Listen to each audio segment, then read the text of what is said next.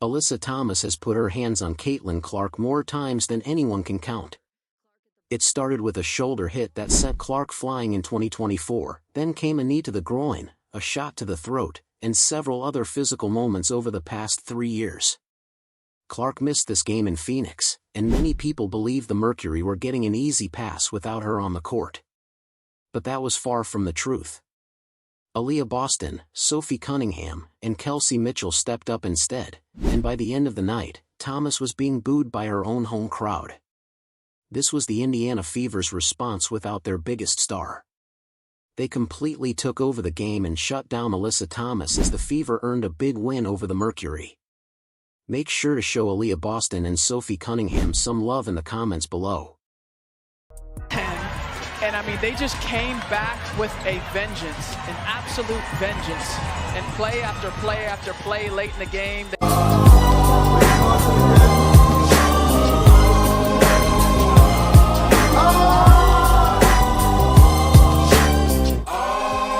How many times does one player have to hit another before the league finally admits it has become a pattern? Because when it comes to Alyssa Thomas and Caitlin Clark, this is not about one dirty play. This has been happening for years, game after game, and every single time the officials seem to look the other way.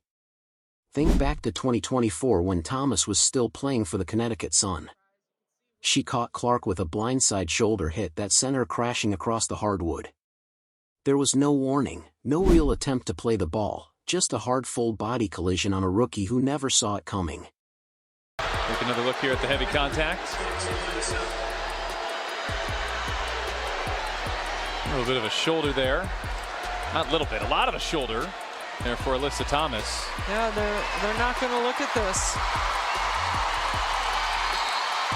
That's gotten the fans here fired up. The referees were standing right there and still called it nothing more than a common foul. Not a flagrant foul, just a common foul, as if Clark had simply been bumped while fighting for a rebound instead of being knocked completely off her feet. The league had every chance to review the play afterward and correct the decision, but they never did.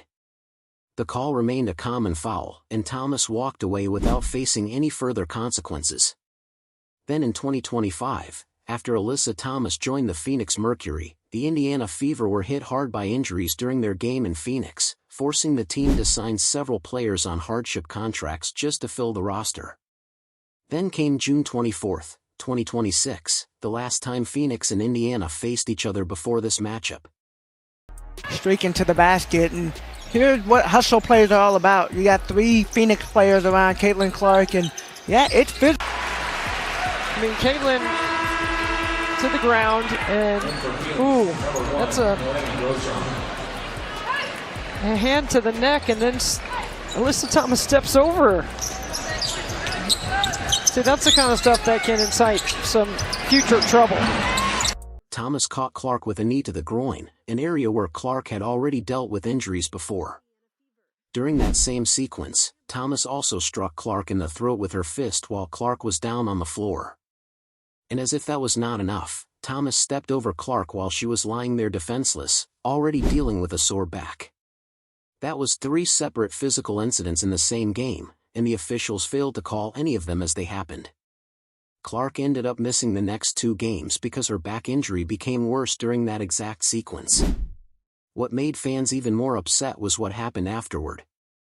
Instead of taking responsibility, Thomas acted as if she was the one who had been treated unfairly. Clark did not stay silent either. She publicly said enough was enough and made it clear that she believed it should have been called a flagrant foul, adding that the officiating had to improve. Even her head coach, Stephanie White, who had previously coached Thomas in Connecticut, said she was not surprised by the physical play. What shocked her was that the officials failed to see it live. White later described the missed calls as absolutely egregious and completely disrespectful, saying the entire situation was simply unacceptable.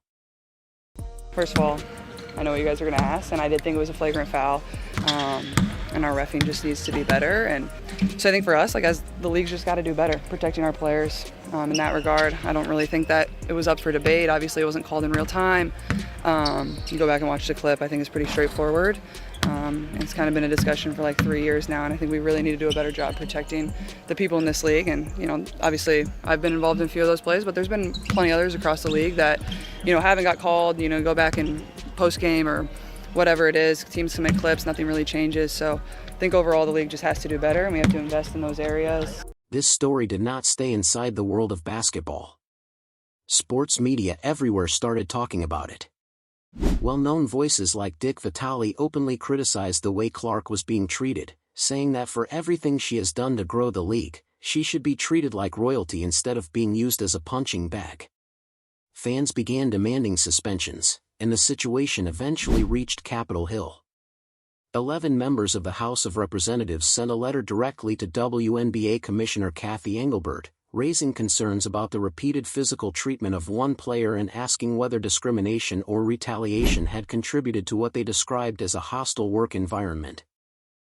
A massive group of House Republicans announced the DOJ and the Equal Employment Opportunity Commission could crack down on the WNBA after Caitlin Clark was viciously and violently fouled on the court and is being targeted because she is white.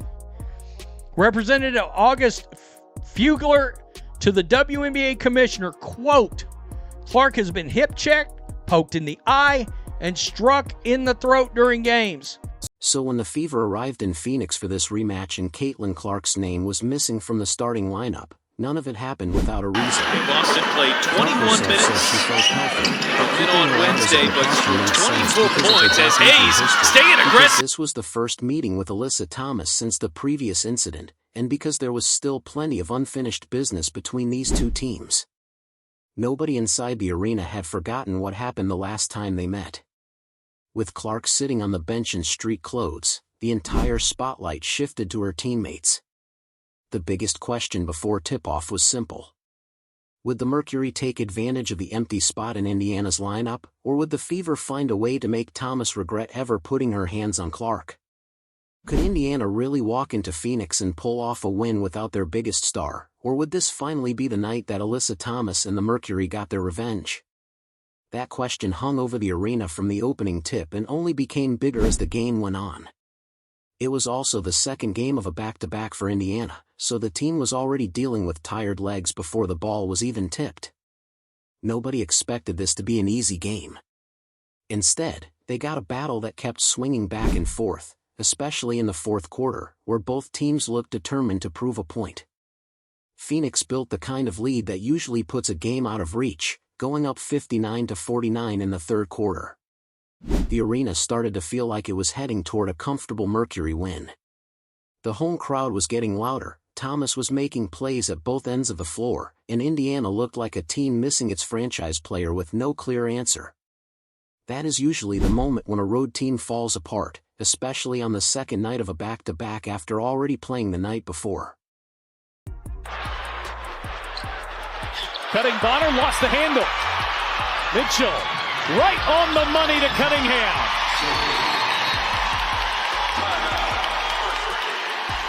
So a little 6-0 response for Indiana, and that 10-point lead is down to 4 as the Fever able to pick up the pace in a row. Indiana did not back down. They went on a huge 13-0 run in the third quarter that completely erased the 10-point deficit and turned it into a 62-59 Fever lead. With no Caitlin Clark on the floor, Indiana simply decided to take control of the game through tough defense, energy, and physical play. That incredible run completely changed the momentum of the night, and it was the reason the fourth quarter became a hard-fought battle instead of turning into an easy Phoenix celebration. Boston, Cunningham, Boston hits a three! That's what you call a boomerang pass. Pass it right back. Then Indiana went cold. The Fever failed to score for the first 5 minutes of the fourth quarter, and Phoenix took full advantage of that scoring drought by building its lead back to 10 points. That is usually the moment when a team missing its biggest star starts to lose hope and looks for a way out. But Indiana refused to give in. Instead, the Fever relied on their defense to stay alive, forcing Phoenix into difficult shots, fighting for every possession, and hanging around until their offense finally came back to life. Fever need it. Cunningham gives it to her.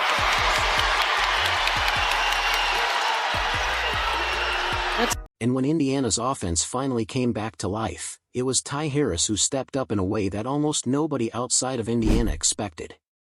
She scored 9 points in the final 5 minutes, including a huge three-pointer with just 3 minutes remaining, followed by back-to-back baskets.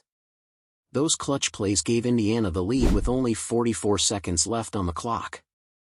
Harris finished the game with 15 points and 5 assists, and every one of her fourth-quarter baskets came at a moment when Phoenix had a real opportunity to put the game away. At a huge moment. There have been a couple of these here in the fourth. Got to keep your composure right here. Got to execute. Shot clock at 10. Harris is in a couple big shots tonight. Harris. 2 more! Couple tough whistles and a couple tougher shots. That's how you handle adversity. Every possession in the closing minutes carried far more weight than a normal mid-season game because everyone inside that arena remembered what had happened between these two teams back in June. This was not just another game with playoff positioning on the line. It was Alyssa Thomas facing a Fever roster that was still upset over the previous incidents involving a throat shot and a knee to the groin, while Phoenix was trying to protect its lead against a team that came in looking to respond. The final minute became a battle with both teams trading baskets and fighting for every possession, knowing that both the result and the story of the night depended on every shot. Kelsey Mitchell gave Indiana the lead for good with a clutch layup that made it 90-89 with only 10.1 seconds remaining. Sophie Cunningham then sealed the victory at the free throw line, and when the final buzzer sounded, the scoreboard read 92-89 in favor of Indiana. It was a huge road win on the second night of a back-to-back without their MVP against the same team that had injured her just weeks earlier. Winning the game was impressive on its own, but the way Indiana's role players came together and made it happen is where this story becomes even more remarkable. Hell yeah, Fever girls! 3 for 3! Fever dog! Bow, bow! Bow, bow! Let's go!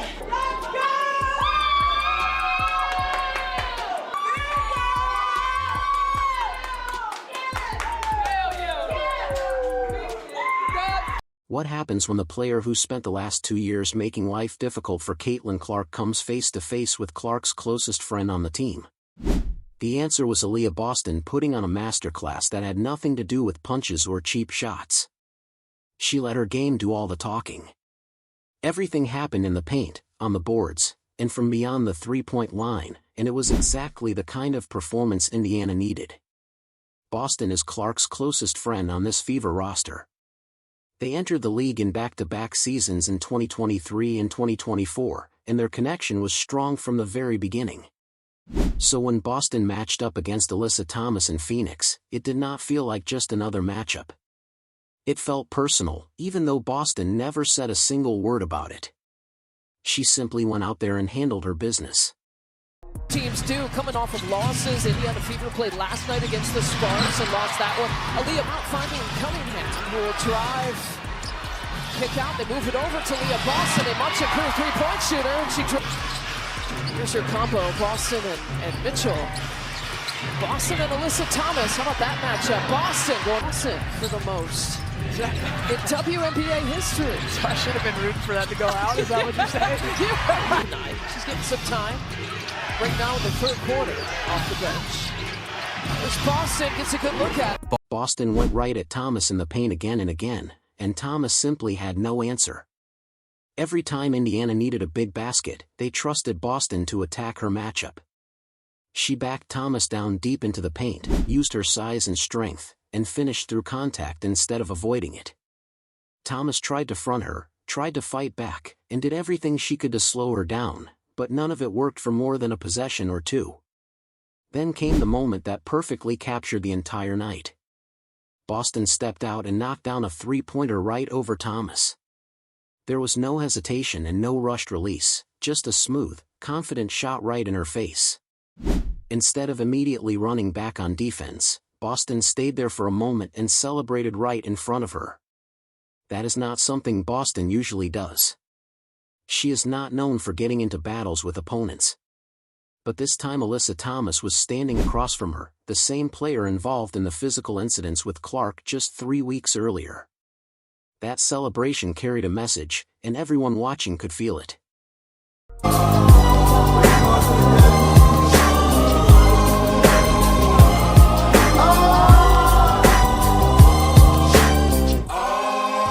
By the time the final buzzer sounded, Boston had finished with 21 points and 9 rebounds while shooting 9 of 16 from the field and making 3 of her 5 attempts from beyond the arc. That three-point shooting was especially impressive because Boston has never been known as a perimeter shooter. She has built her career by dominating inside the paint. Knocking down 60% from 3 while controlling the action in the post is the kind of performance that completely wears down a defense, and Thomas felt that pressure in every quarter. Every time Boston scored over Thomas, the Fever fans inside Phoenix's own arena became even louder. By the third quarter, you could clearly hear them on the broadcast. That is not something you normally expect during a road game, especially in an arena where the Mercury are supposed to have the home crowd behind them. But Boston kept making big plays, and the Indiana fans kept getting louder until it no longer felt like a true road environment. I just talked about her being our linebacker and our communicator defensively. We're more than happy to get her back for several reasons. And then Boston back this way, fronting Thomas on that. Boston lets it fly, and the Fever's back on top. Both teams for different reasons. You know, Phoenix 6 games under 500 is trying to... Boston looking for position against Thomas. Boston finds it and finishes it.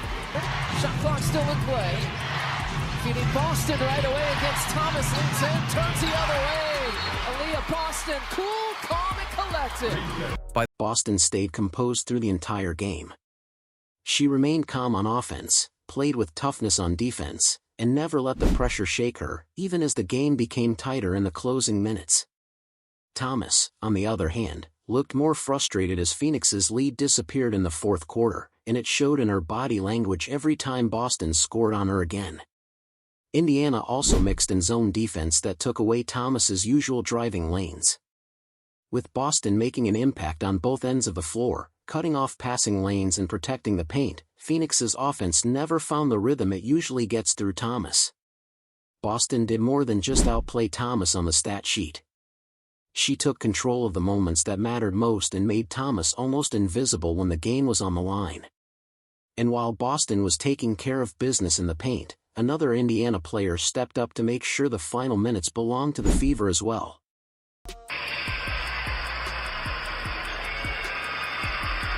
Well, at least for the time being, we'll head to the bench. You got to be ready to rebound right here. You got to box out.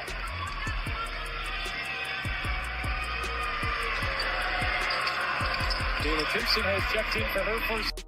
Here's one of the most interesting details from that night in Phoenix. Sophie Cunningham received louder cheers inside the Mercury's own arena than many of the Mercury players themselves. She was on the road, wearing an Indiana Fever jersey in front of an opposing crowd, yet fans still cheered every time she touched the ball. There was a good reason for it. Cunningham spent 6 seasons in Phoenix playing alongside Diana Taurasi, and she still lives there during the off-season. In many ways, Phoenix is just as much her city as it is Alyssa Thomas's. So when she checked into the game, a large part of the crowd did not see her as an opponent. They saw a former Mercury player who had once represented their team and who still spends her summers living in the same community they do. If you know the history amongst players, amongst teams, once I get in someone's head, it's game over. There's more to the game than just stats. Let me give you that. Caitlin got a technical and I wasn't even speaking to Miss Purse over there. It made her mad and she was like, "Don't you point at me." I did not say a word to her. I just pointed. Now compare that with what happened to Alyssa Thomas. Same arena, same fans, but Thomas was getting booed on her own home floor throughout the night.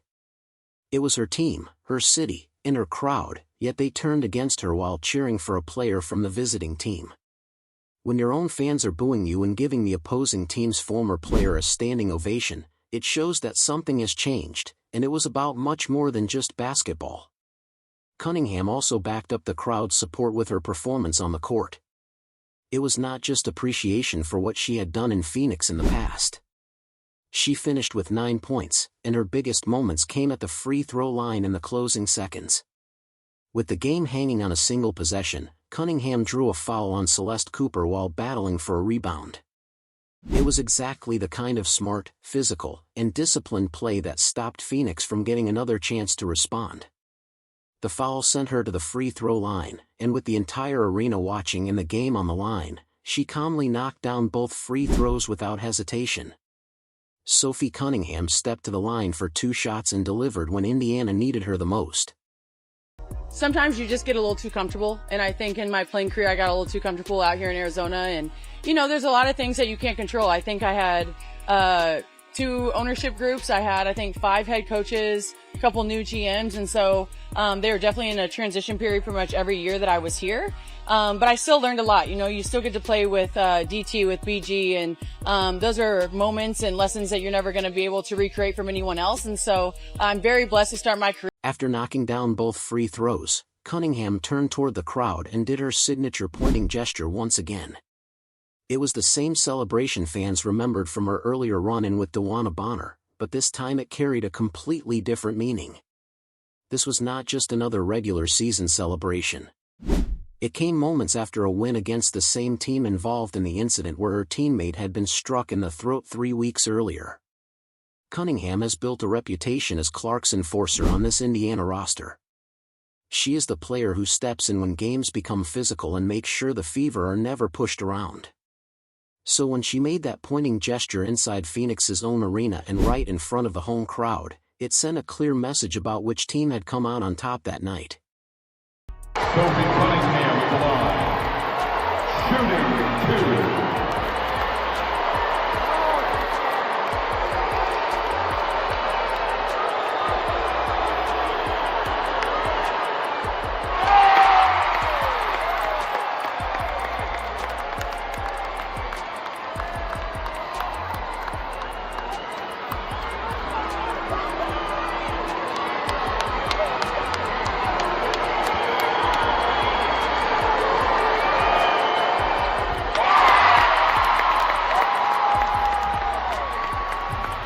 Cunningham was not the only player who stepped up.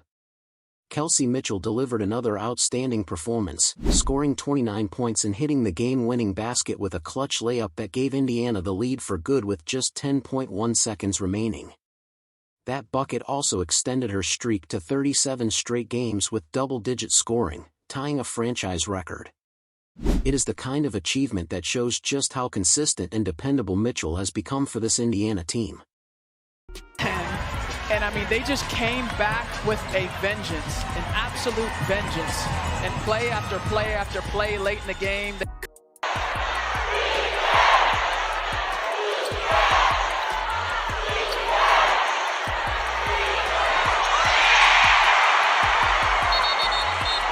Lets it fly, and then look at this block by Timpson at the rim, sends it back. Keeps it in play off the glass. Copper gets by Mitchell. Oh, Timpson just sent her back at the rim. Pinned it on the backboard. Mitchell lets it fly, but Timpson comes up with a huge block at the rim, sending the shot right back while keeping the ball in play. Moments later, Copper gets past Mitchell and attacks the basket, but Timpson is there again, meeting her at the rim and pinning the shot against the backboard with another incredible defensive play.